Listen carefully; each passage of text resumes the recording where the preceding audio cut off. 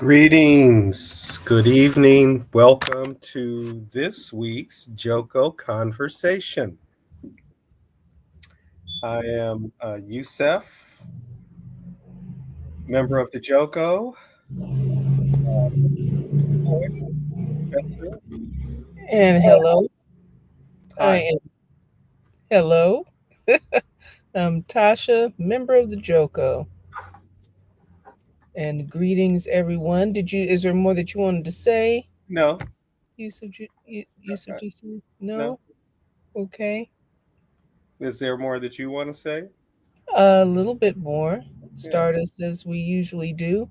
We've been being a little, it's a good time to have the conversation that we're having tonight. And I'll be doing a lot of from lived experience, observations. Um, but yeah, we are not as fancy as we have been in the past couple of um, Thursday evenings in our presentation and uh, just our opening invocation. But of course, we do always uplift the lineages from which we personally descend, um, and recognize that through those lineages we acquire in our particular set of life experiences, we've acquired our particular set of values. And among that, within that set of values is the liberation, justice, um, equity, all of the things that make human life good and worthwhile and worth living for everyone, and in the acknowledgement that is not the world in which we live. And so we are grateful for that consciousness and grateful to be among those who are uh, continuing to push, think, create, fight, um, and all of those things toward creating that world that we want. We always acknowledge Af- ourselves as members of the African world family and acknowledge the ancestors of that group who, in every quarter, have made contributions, names known and unknown, um, made contributions also to this creation, upliftment, unfoldment of a just world out of the, rising, that it would rise from the ashes of what has been destroyed in the adventure of colonialism and imperialism and enslavement. And we always recognize that any work that we do for the liberation of our people and the peoples of the world, we do on the unceded territories, particularly of the Tongva people in the LA basin where we are situated.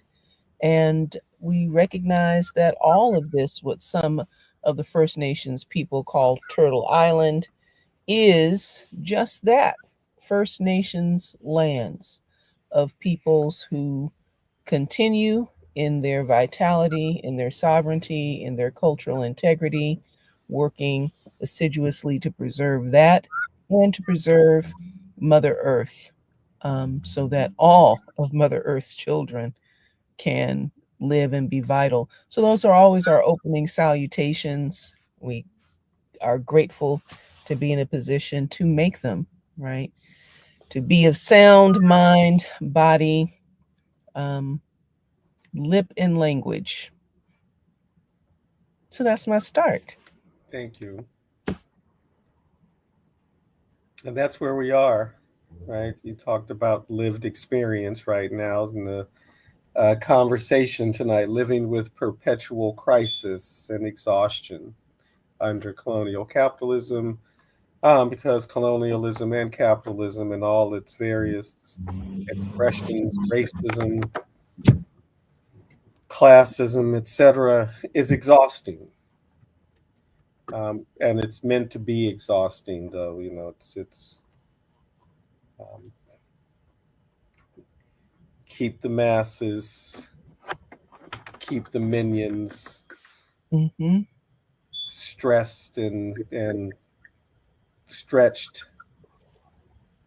So there's no time and energy to reflect and organize and all that, right? As we've been dealing with medical crises, Mm-hmm. this um, you know, elder care crises, and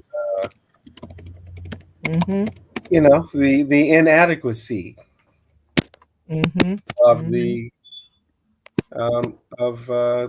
the structure, the Mm-hmm. inadequacy of the society, and its incredibly distorted values Mm-hmm. that are Mm-hmm. expressed both in a very public way, just in terms of the lack of a social infrastructure to deal with the aging population in the United States, and that allows people to live in dignity, and the way that is filtered into the interpersonal and the private sphere, the Mm-hmm. the inward.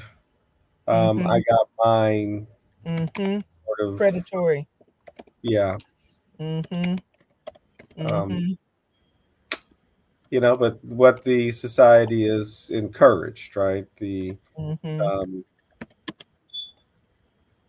the really tearing away at whatever social bonds Mm-hmm. you could normally rely on, at least, severely straining those things, Absolutely. Mm-hmm. even to the point of straining relationships within the family, Mm-hmm. even as, the rhetorically, every it's all the language about protecting children and supporting families, right? But it's exactly what Incredible. the structures as they are set up don't do, right? To support families. Absolutely. Absolutely. And if the root word of, if there's a Greek root to the word economy that refers to house, Hmm. The or oikos part, household, right? the oikos part, The echo part of, yeah, laws of the household. the laws of the household, okay, um, then we see that, yeah, the bottom line is that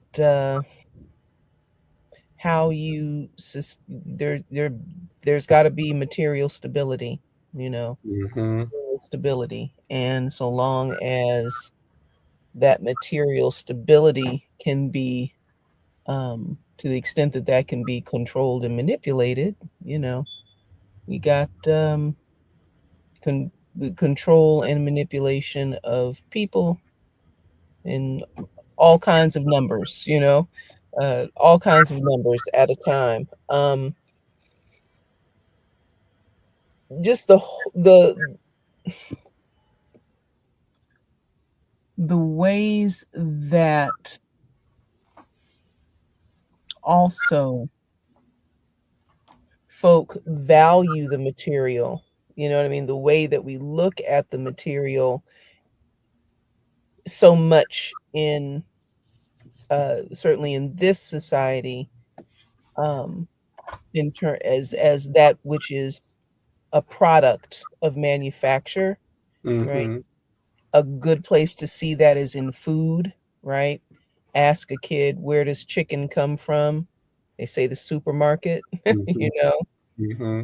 or Kentucky Fried Colonel, Right.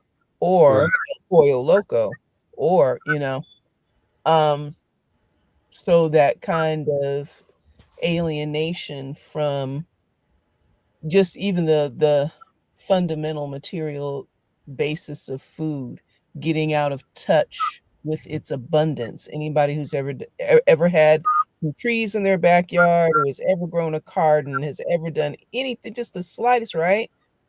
There's always an absolute abundance of production, Yeah. right? There's always something, quote unquote, rotting on the bush, because I'm not in going to engage the waste part of the productivity conversation, right?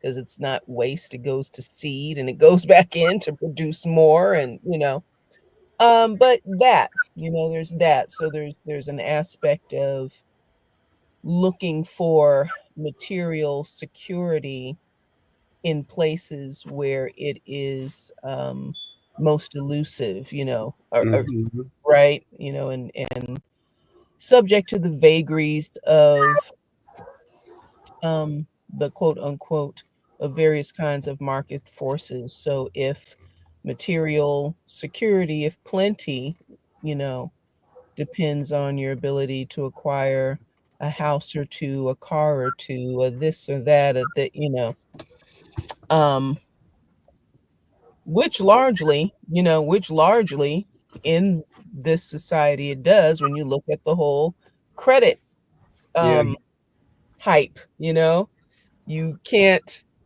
go forward like without acquiring those things, even though you're in debt, the right, what right. represents your financial security Yeah, is ability to support your debt to exactly.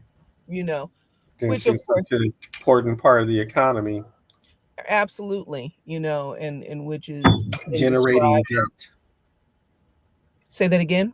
generating debt. Generating debt, which of course also has been described um, over the past few decades, of people who are critical economists watching Hmm. you know uh, uh, the growth of debt and the debt dependent economy, the debt Hmm. uh, and the debt choked consumer, you know, Hmm. um, as real wages stay where they are and profits increase or decrease in some analyses, Hmm. so, but still these illusions, as we've talked about a lot, right? Illusions based on consumerism and its Yeah, right of being stable, of getting ahead. So if I have a flat screen TV and I'm supporting, I'm billing, I can make my credit card payments, I'm doing okay until right, it all comes right, until it all comes crashing down when the body, right, the unit of labor can no longer produce due to illness, right, right. of whatever kind. And if we just think about, because one of the things that we're going to talk tonight, I'm going to pass the mic back to you after I say this. Um, Talking tonight about, in part, uh, about the plight of the elder, non-wealthy um, American person living in America, and citizen, non-citizen, I don't know, have all that kind of information, but um as a where age is a uh lack of what is it, a progressive kind of lack of functioning of the body, um to the extent that it's characterized that way, you know um and lack of contribution, quote unquote, participation in the labor force, and to the extent to which that characterization also kind of creates this super marginalized and isolated and alienated population from all, because when you get to a place where you're in need, if you don't have $1 million, you know, you've got very, very, very few choices. And so I pass the mic back. Well, that is part of the. That's why it's perpetual crisis, because most who has the $1 million. I mean, that's a very small group of people, and even all of the, over the years of whether people should be investing in 401ks or whatever, and shenanigans in these finance markets, people lose their 401ks, right? They lose their retirement funds, and This has been that's why people have needed Social Security, and Medicare, and these this social welfare infrastructure that was put in place as part of the New Deal, Mm-hmm. and could have always and can still be more robust. Mm-hmm. The Mm-hmm. But that is exactly what's under attack. So when we talk about the elder who has the $1 million, I mean, that's the 1%, right? um, Mm-hmm. Most elders don't. and Mm-hmm. and what social s- well, Social Security as a program is fully under attack. And Yeah. um, along with all the other parts of the Project 2025 playbook Mm-hmm. of the current presidential regime. And it's as in so many ways has so little to do with the actual president and the people around him, the intellectuals who've been, and activists and right-wing organizers and think tanks and everybody that have been Mm-hmm. putting these things in place, right? And Mm-hmm. planning and organizing the and wanting to completely dismantle, right, all Mm-hmm. parts of the New Deal. And Mm-hmm. so you couple that, right, with Mm-hmm. um, the attacks on public pensions for how many decades now, right? That Mm-hmm. somehow Mm-hmm. um, Mm-hmm. the pensions, right, are going to bankrupt Mm-hmm. society, right? So again, just another attack on whether people can live with dignity after they have spent Mm-hmm. their lives, Productive years. Yes. right, on Yeah. the on giving their work, their labor, their bodies to Yep. some corporation, Yep. or some public entity, right? Some aspect of the state, actually being a public servant. Mm-hmm. But that's been, part of the demonization of public service and Yeah. the public sector for these last Mm. 40 plus years easily. Mm. Um, and shifting all this financial, like all financial burden is somehow the fault of pensioners. um, you know the, Mm-hmm. as opposed to the Mm. unpaid taxes of billionaires. And that Mm. another thing about that debt, right, that people are accruing, it, Mm-hmm. is Mm. is the interest, right? Mm-hmm. That and while your wages and salaries in the United States have not gone up appreciably, Mm-hmm. we know this, right? Mm-hmm. Interest rates have, Mm. interest on debt has, and Mm-hmm. now again under this current regime, Mm-hmm. the agency that was created Mm. to oversee the abuses of the financial sector, the abuses Mm-hmm. of credit card companies, the Right. abuse of creditors, Right. has been demolished for the most part, Mm. or severely defunded and understaffed. Right. Right. So who's checking up on that now when suddenly Right. you do get a jump in your interest rates on the debt that you're incurring to have that flat screen television, to pay your car note, to pay your mortgage, Mm-hmm. pay your rent, right? Mm-hmm. Um, Mm-hmm.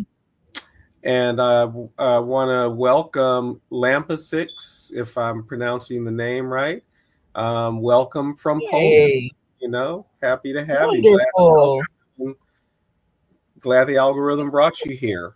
Yeah, Uh, it's what, great. Join the Joe? conversation Yes. with whatever The you've got. Mm-hmm. So right on. The So anyway, yeah, it is purposeful, to keep Mm-hmm. everybody living in crisis and exhaustion. And I know we're Mm-hmm. feeling it this week because we've been dealing with it directly this week, right? Medical crises and Absolutely. the fortunate. I mean, we fortunate to be Yeah. working Right.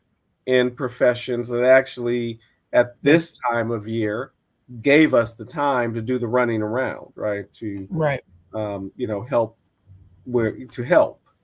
Um, So I'll tell a story when you come to the end of your statement. yeah, I'm there. Yeah, at the end of the statement. So yeah, so one of these references is to, because we actually had two health crises in uh, the Yusuf's direct family and in my extended family. Um, and the extended family crisis is of an elder, right? Elder person who worked an elder woman, now 85, who worked the prescribed time period in a uh, clerical job for a big corporation, the Kaiser Permanente Corporation, right? Um, Worked in clerical in the hospital and made the proper advancements and gained, a couple of promotions and incomes and retirements and health benefits and all of these things. And so she comes into her old age, where she has, had a series of detrimental health crises hitting one after a time, right? Ineffectively addressed, right? Has been subjected to almost every vagary of a nursing care system that is, fabled, right? Um, all that can go wrong, and bed sores and bedlam, Hmm. um, poor care, and all of these things. And then that which she, as a good American home buying participant, in the economy, and did all the things and purchased a home and took out a mortgage and all of these things, um, has to come to a place where her family is competing with her welfare for their financial gain, and their financial gain and slash security, right, in and around her acquired home, right? The So much revolves around the equity in the home, right? The home is like, right, the primary kind of source of good debt. And to watch not only the lack of resources, she just came out of subacute care where she was for 6 months, and still clearly needs medical support, but there's no access. I called today to see, to ask the social service worker who's just worked with her, look, this is where she's at. What can she do now? What are her options? Because I know that she's spent all this time and she was discharged for some bureaucratic reason. And so she, diplomatically explained that yes, um, 24/7 care is an option. I was like, oh, there's an option. Well, yes, it's private pay. It Hmm. is an option. So what,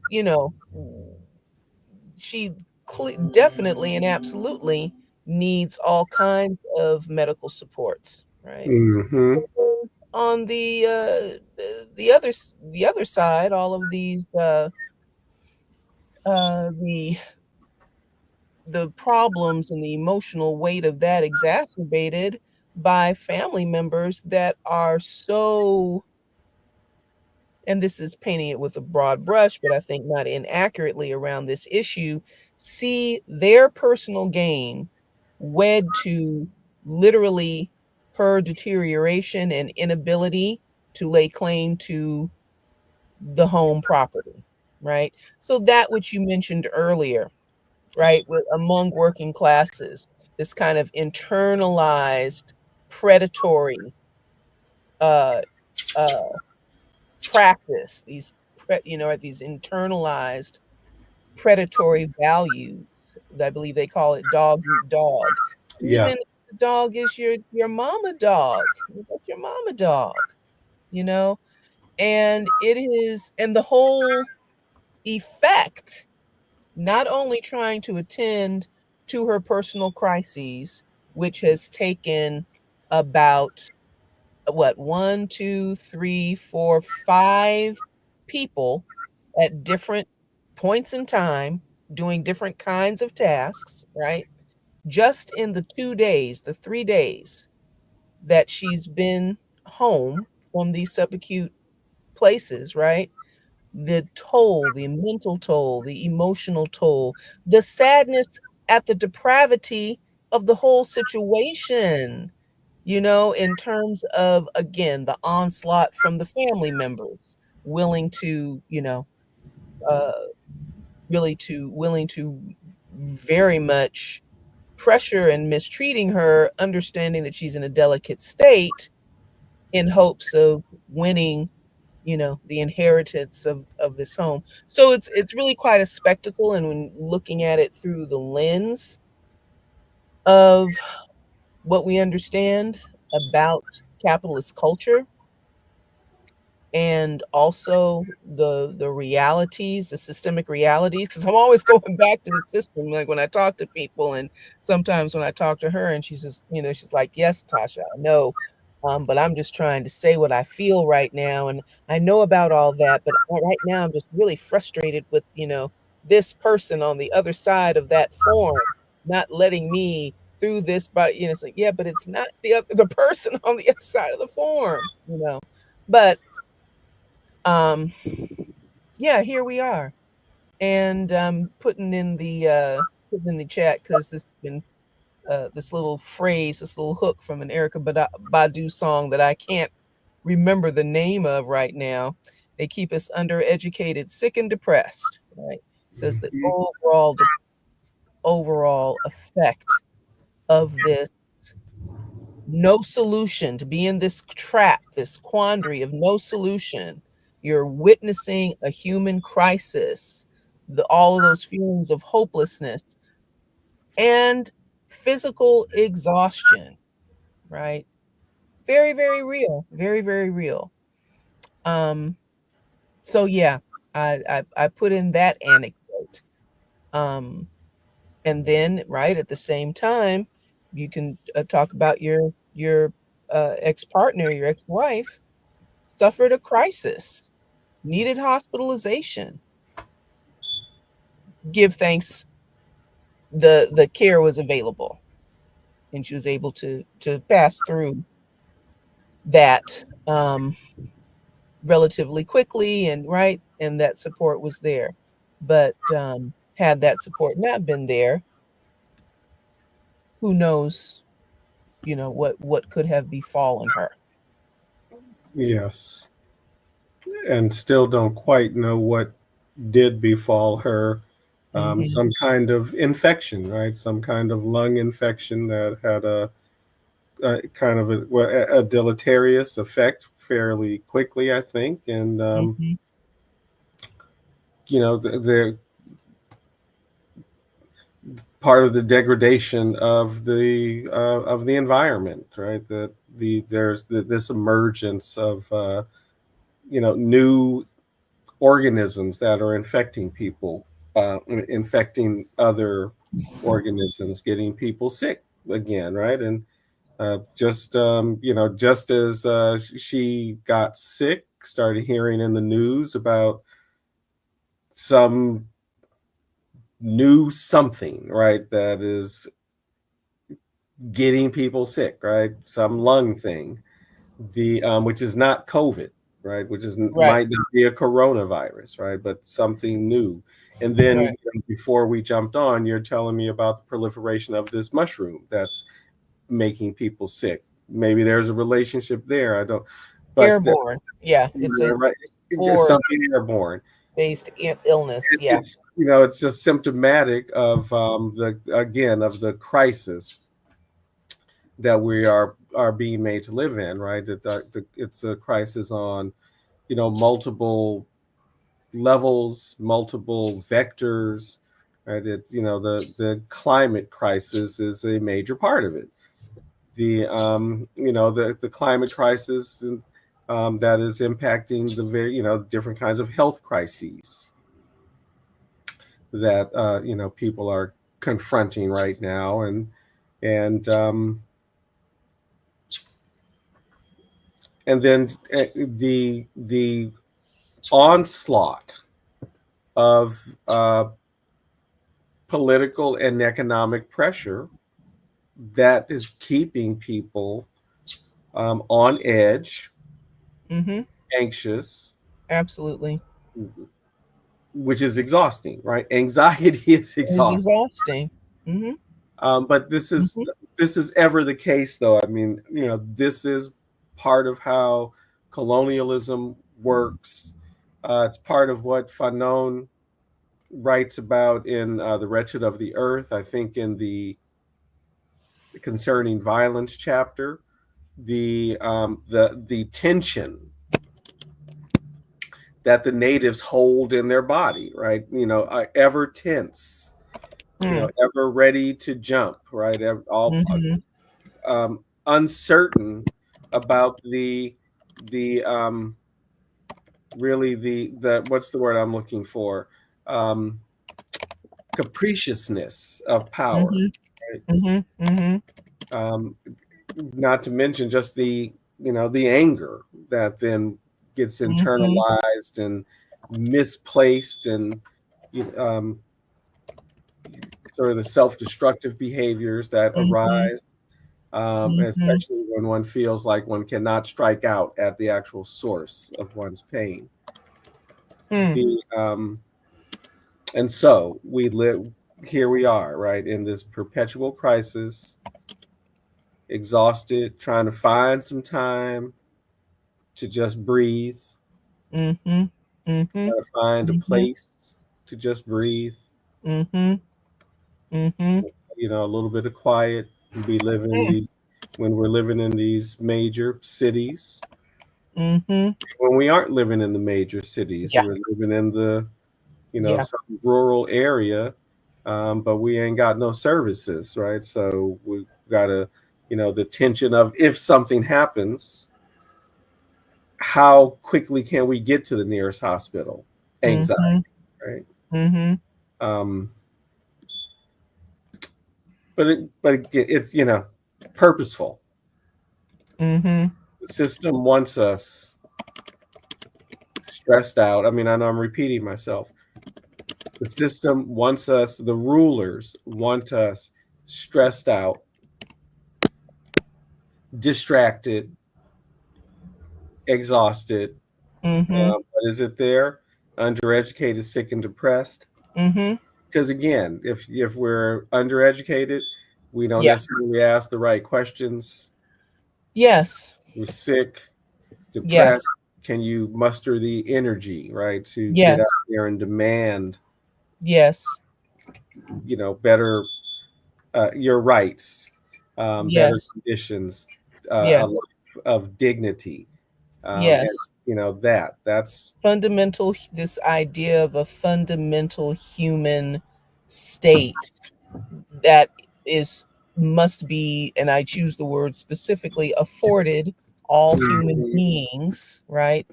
As rights, not privilege. As mhm, rights, not privilege. And these are, the way social progress arguments are organized around that fundamental idea, you know the notion of a universal basic income, the notions of, all of the old notions, and a lot of the whining that we do in the United States has to do with the backwardness also of the United States, whereas so many other of these expansive um, economies, quote unquote, developed economies, um, have afforded their citizens health care, access to, have nationalized health care, have nationalized education, have, you know what I'm saying, where these kinds of, and it's to the extent that it's a taken for granted, you Yeah. know, and any kind of anything that smacks of a regression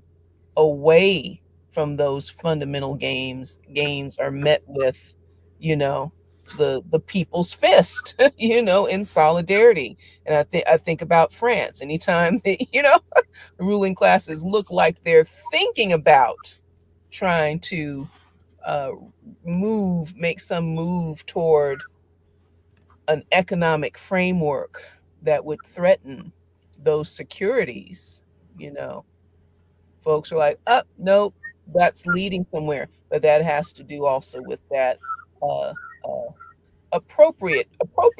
having the appropriate critical education, appropriate information to be able to make that critique, right? So yeah, yeah, undereducated, sick, and depressed. It's and in competition, those, you know, that the competing over the crumbs, the mistaking, when this kind of, when the remedy for the thing is solidarity, the other piece is alienated, you know, particularly in this culture, because people don't talk to each other. People go Mm. home, they're on their screens, we scroll, we watch, you know, we watch TV, I'm saying TV because I'm old, but you know, we watch monitors, we do those kinds of things in our aloneness, right? And where these kinds of things in the emotional pressures intensify. And I am reminded of how much you hear these days in spaces where people are collecting to figure out how to resist the American fascist, um, this current American and fascist expression. And you know, people talk about the emotional, they talk about the emotional experience of being relieved, just so glad to be in community, talking about it, just to, you know, to hear some, to see some art about it, to share some, a poem about it, to, you know, that's one of the things that you hear all the time, just to be in community, relieving, having providing a sense of relief, and you know, of encouragement, and all of these kinds of things. So very it just in some way must bear out that what you described of Fanon, right? We, all of these internalized neuroses, you know, when we engage in some pro-social behaviors, can also begin to unravel, you know, and people begin to see, okay, this is begin to gain some ground, to get a sense of ground and get a sense of possibility as they begin to identify what the enemy actually is, you know, and the source of these crises. Yeah. Yeah. In a heat wave, y'all. In a heat wave. Yes, we are. A heat wave has come to Los Angeles, No joke. and we're at the beginning of it. This is day two of the heat wave. The So here we are, right? You know, there might have even been a question of whether this Joko conversation was going to happen because of being stretched thin. And you know, part of that is making some choices to participate, right, in resistance, you know, events. Um,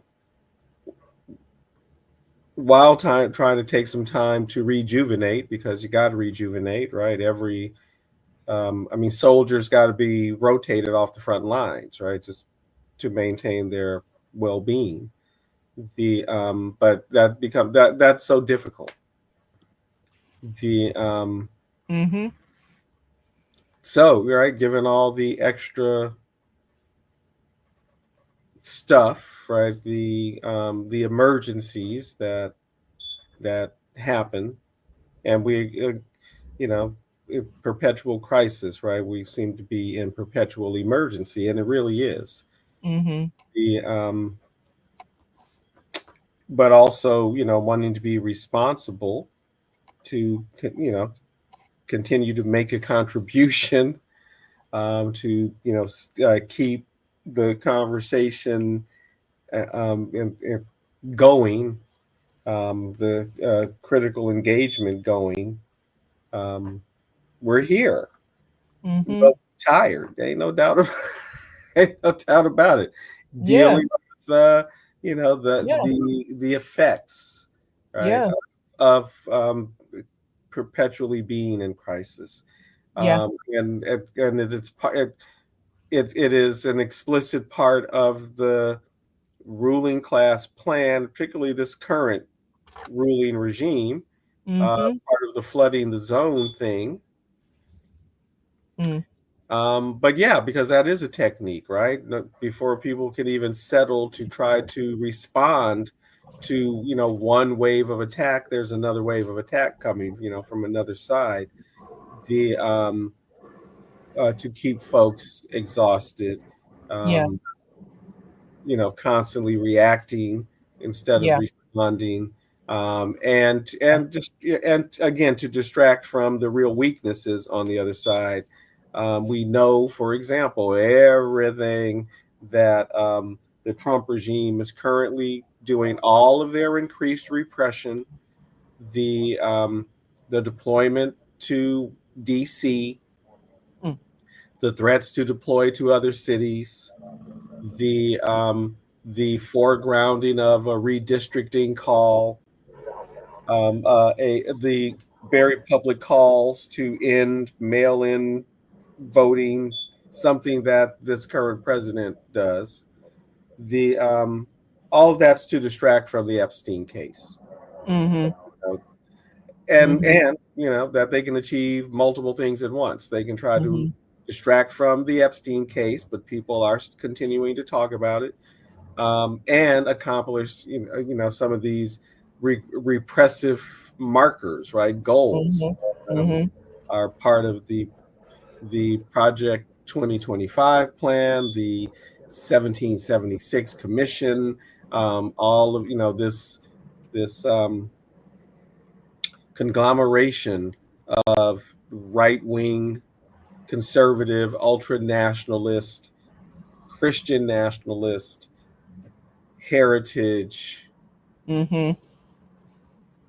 Mm-hmm. white militant movements, Mm-hmm. all Mm-hmm. of its various aspects, Mm-hmm. with its non-white constituents, right? Mm-hmm. Who give it um, some sort of how can we be racist?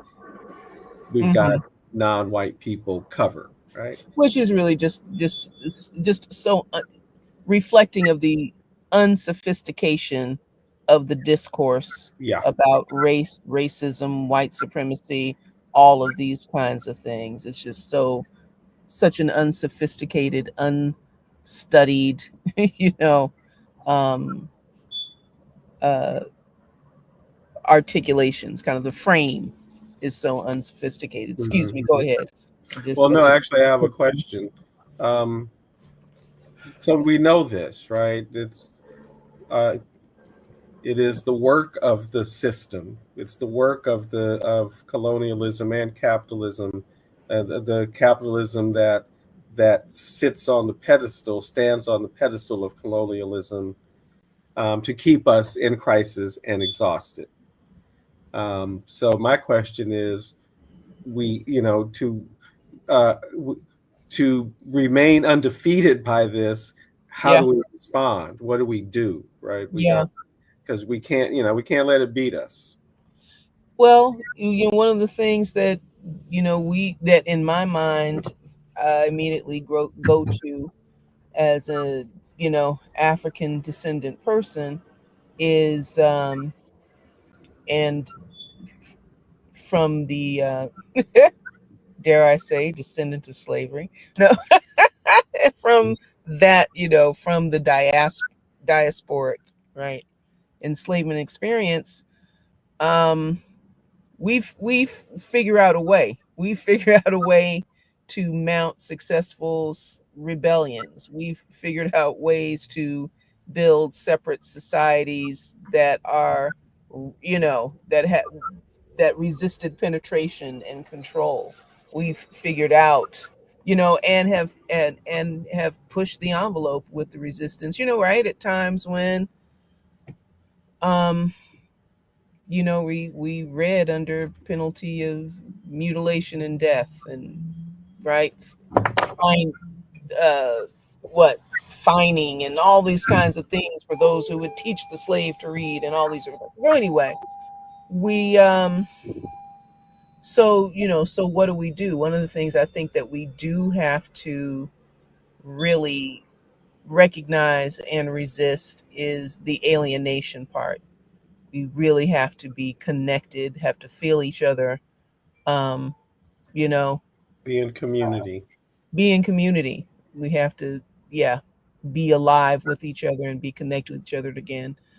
Um, which is, a great advantage of our successes, which has been a great advantage of our successes, and has been also a vehicle, very much, I think, to reinforce the common values and common understandings and common knowledges of what the problem is, and our ability to commonly identify the set of problems, right, without a whole lot of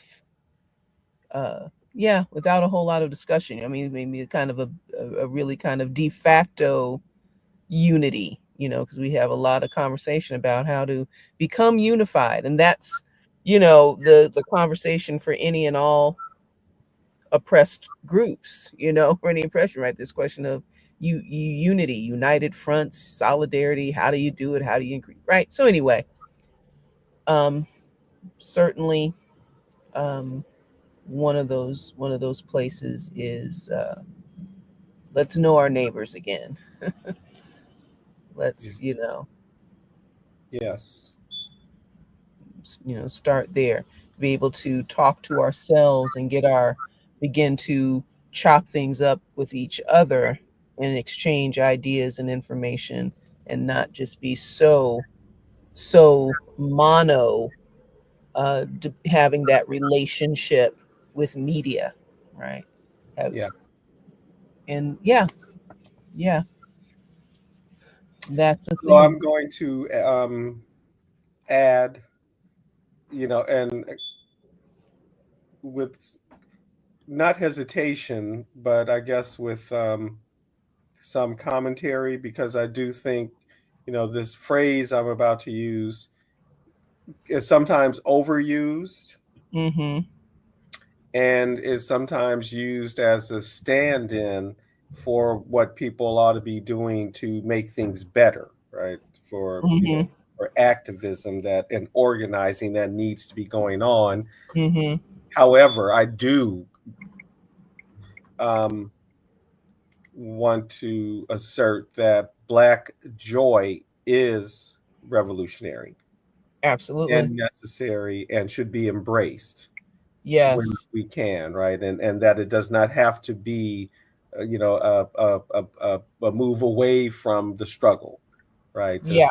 Just sort of always being in kind of celebratory mode, Mm-hmm. and to recognize that, you know, our joy Yes. and our embrace of each other Yes. makes the system nervous as hell, Right. right, and quite Right. agitated, and that's something to keep in mind. And Mm-hmm. certainly, the more united we are, and particularly globally, the more anxious the Mm-hmm. and that there are lessons there.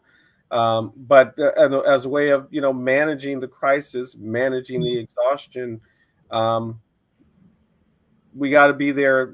Well, as you're saying, through community, right? We got to be there for each other because people do need respite. Yeah. Folks do need to cycle off front lines. Yeah. Uh, Everyone needs that. You need time to step back. Everyone needs healing sleep, right? Therapeutic Right. sleep. Right. and deserves to not live in crisis. Right. And in some ways, if it's always a crisis, it's never a crisis, right? Because that's just normal, Right.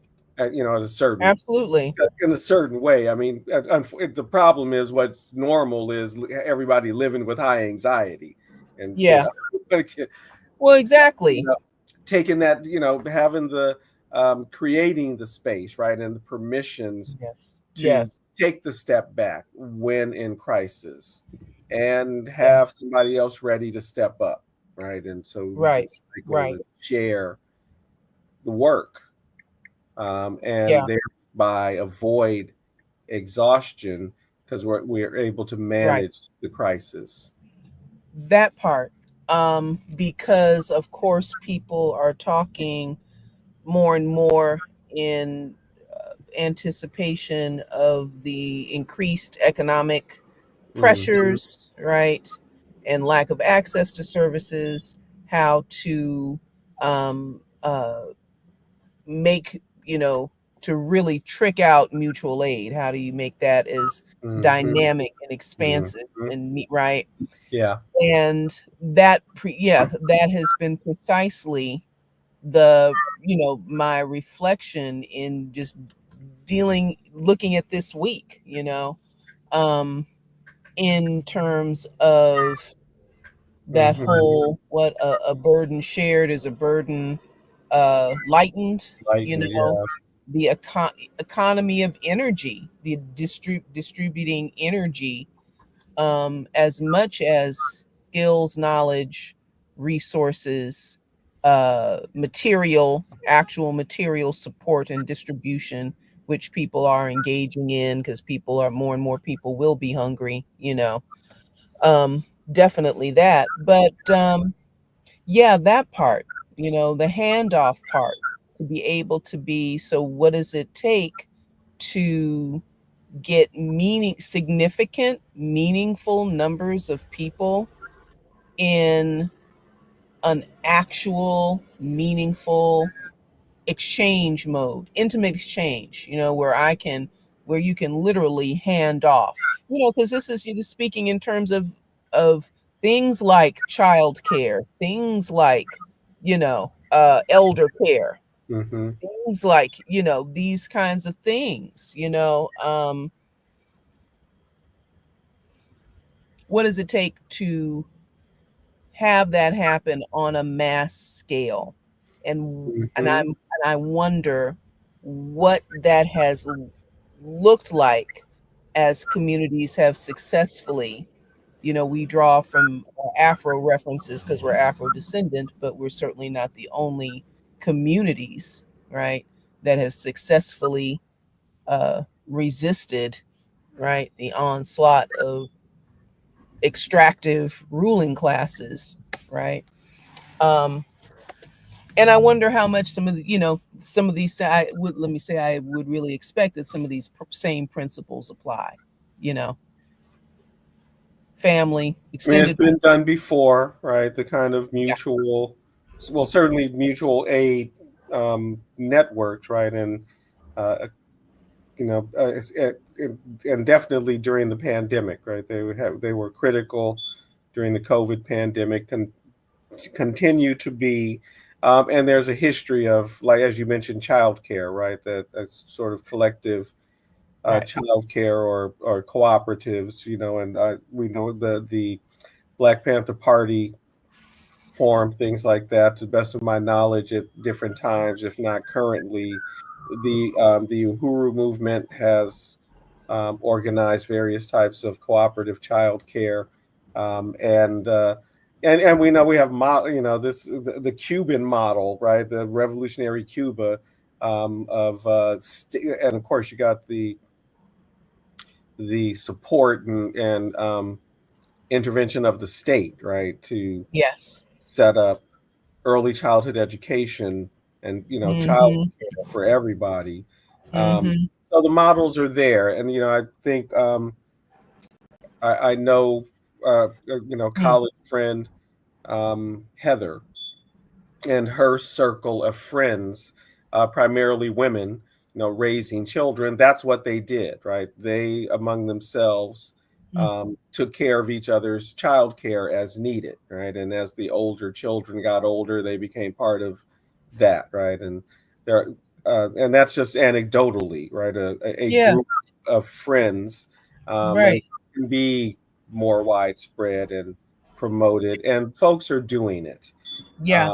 That's what's going to be necessary, right? As you've already Yeah. mentioned, the face-to-face, the relationships that we have with each other that we need to build, rebuild, the knowing your neighbors, etc.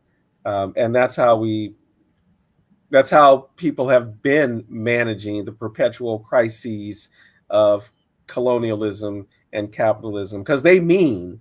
perpetual crisis Right. for Right. the larger sector of society and Right. indeed the planet. Right. Right. As it turns out, right? They Right. put Right. the planet in crisis mode. Yes. Um, Yes. Colonialism, capitalism on the pedestal of colonialism. Absolutely. It's 8:27. Yes, it As is. we're talking about exhaustion, we should Yes, not it is. go beyond an hour. That's right. And I concur. I'm not going to even put in my last word statement or whatever that bubbled up. You can leave that alone because it is 8:30 and I Well, it's have a 8:27, task to so you perform. can add a little something. We got a couple of minutes if you got some closing comments you want to make. Closing comments. Um, I think that can be, an action item in the first action, because in terms of this no time to think, and that can inform people's sense of what it means to be in resistance and to be Hmm. effective in resistance. Uh, well, we don't need all of that. We don't need all of that theory. We don't want to hear all of that. Da da da da da. We may as well take time to think. You know what Hmm. I'm saying? We may Right. as Yeah. well. We're not going to save any bodies by rushing forward, you know. Right. And yeah, preserve your time to think and take the time to think and reflect on Hmm. the areas in your life that would benefit, that could be where an energy economy could be built, right? Just as a reflection, not a big go out and do. Just start turning our minds toward that, you know. Yeah. Um, Yeah. what could benefit through sharing, and who might that be in my world, you know, to make Hmm. have that kind of actual ongoing practical sharing relationship. Yeah. That's my closing. All right. I'll end by saying we know the rulers of the world want to keep us in perpetual crisis so that we remain exhausted and do not have the energy to think about what they're doing to us, Mm-hmm. organize to stop them, and overthrow their regime. Mm-hmm. So get your rest, folks, because we Mm-hmm. got some work to do. Yeah. And with that, we will close. We want to thank you for watching us. We actually are keeping it to an hour. Can you believe it? If you watch us often, Right. you know that we often You go up near 2 hours. you Certainly an jaw hour jack and for a half, 2 hours. That's right. but we're keeping it to an hour. Thank you for joining us. Add some comments on the video if when you get a chance. If we're new to you, please subscribe to our channel, our Joko Collective channel. Like this video, please help us with the algorithm. Like us and share. We will be back live next Thursday, and it actually will probably drop another video between now and then. Okay. So I Voila. think that's it. Voila. That's And say it. good night, Tasha. Good night, Tasha. Good night, Tasha. And good night, folks. from the Joko Collective. And I will end, especially since I'm wearing my Bob Marley t-shirt tonight, I'll end as I often do, quoting Bob Marley from the song Revolution. Revelation reveals the truth. It takes a revolution to make a solution. Peace, y'all.